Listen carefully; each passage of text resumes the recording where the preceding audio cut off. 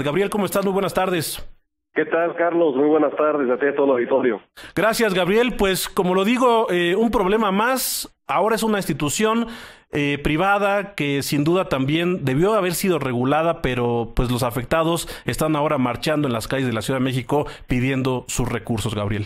Así es, Carlos. Déjame comentar contigo y con el auditorio que uno de los exiliados españoles que tuvo una de las mentes más fecundas en cuanto al derecho penal, dijo que el fraude era una de las estrellas más rutilantes de la constelación penal. Me refiero a don Mariano Jiménez Huerta, este madrileño, alumno de otro gran penalista como fue Luis Jiménez de Azúa. Nos enseñaba en sus libros cómo estas conductas en las que se aprovecha la persona, se aprovecha de la intención de otros de obtener mayores beneficios, mayores recursos para hacerse de su dinero.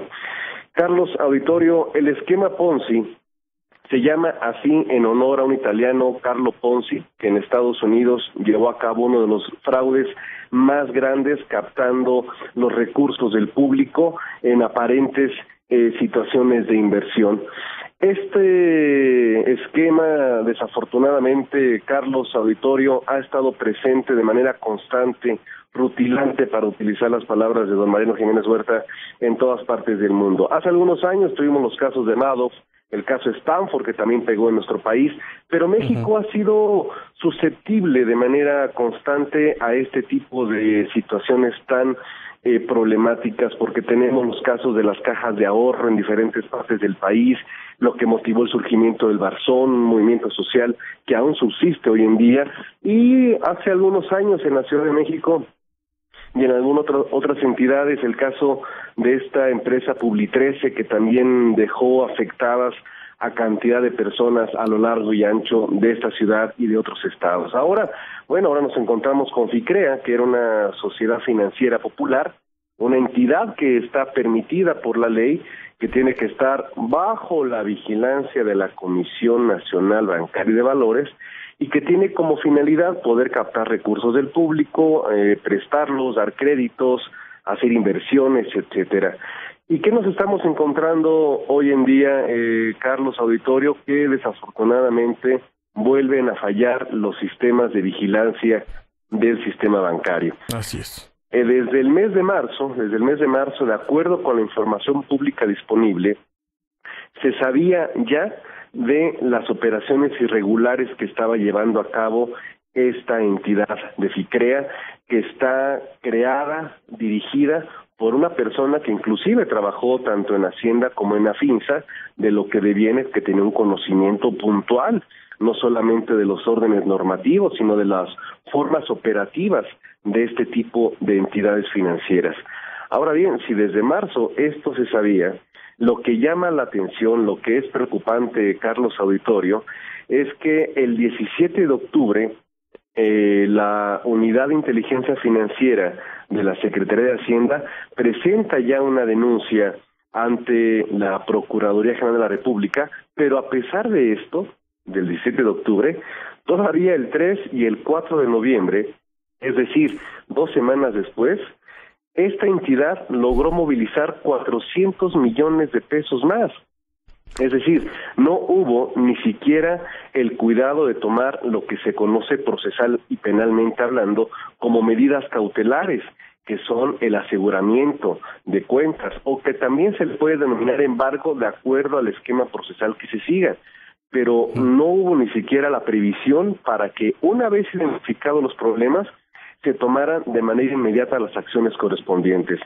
El dinero de gran parte de los ahorradores ahora anda en España, en Inglaterra, en Estados Unidos y quizá en otros países fiscales, como suele suceder en estos casos. ¿Cuál es el problema que nos vamos a enfrentar como sociedad, Carlos, auditorio? Bueno, primero, el drama de estas personas, muchas de ellas, es el dinero de toda su vida de trabajo, que van desde los 100,000, 200,000 pesos, otras cantidades, y que no lo van a poder recuperar por completo porque el gobierno solamente tiene un fondo para responder hasta cierta cantidad, 130 y tantos mil pesos, única y exclusivamente. La demás cantidad tendrá que esperarse a que se liquiden y se sigan los procedimientos burocráticos de la liquidación de FICREA. Pero además hay que considerar que eso se va a convertir en un problema sociopolítico, que vienen elecciones, que no van a faltar los oportunistas para convertirse en líderes de esta movilización, para cuestiones electorales, y además recordar, muy importante, Carlos, que la denuncia presentada ante PGR no de ninguna manera les va a garantizar a las personas recuperar su daño, porque las denuncias que presenta Hacienda son por delitos en contra del Estado, en contra de la economía del Estado, no de particulares. Claro.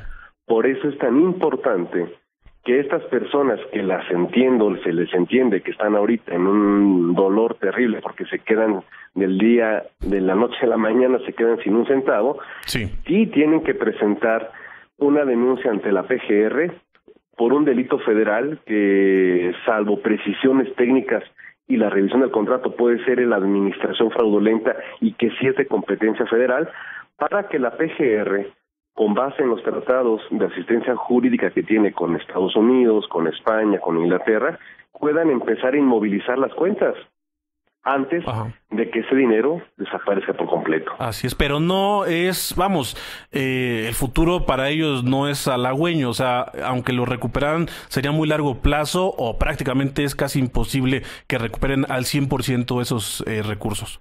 Es difícil que lo recuperen al 100%, no imposible, pero sí tiene que llevar diferentes caminos.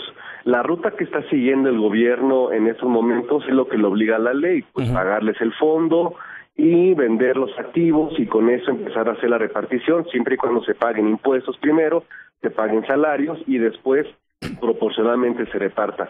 Pero al margen de esto, que es una tarea del área ejecutiva, del área de Hacienda, también la PGR tiene que trabajar, pero no solamente por la violación a leyes federales, sino también cuando los afectados denuncien estos hechos ante la PGR, ellos podrán recibir obviamente lo que se conoce como el pago de la reparación del daño.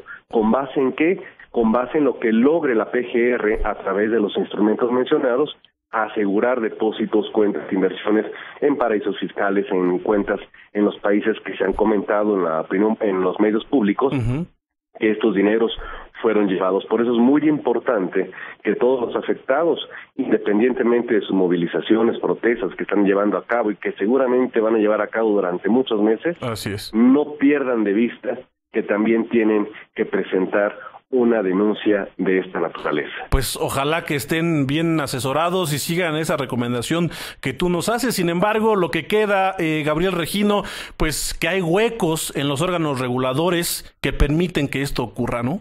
Desafortunadamente, y es lo más preocupante, Carlos, porque se supone que hay una Comisión Nacional Bancaria de Valores que conforme a su ley, a su reglamento, tienen la obligación, las atribuciones de estar previendo este tipo de circunstancias, tienen mecanismos correctivos, preventivos, tienen todo en la ley.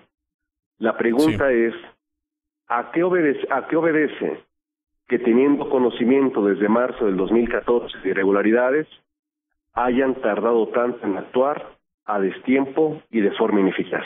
Así es, increíble que siga ocurriendo esto en nuestro país, increíble que los afectados sean siempre los mismos, gente que confía en una institución, que confía en los órganos reguladores y que ahora pues está marchando en las calles de la Ciudad de México, pues rogando que les den sus recursos, que como lo decías, Gabriel, en muchos de los casos es el patrimonio de toda su vida.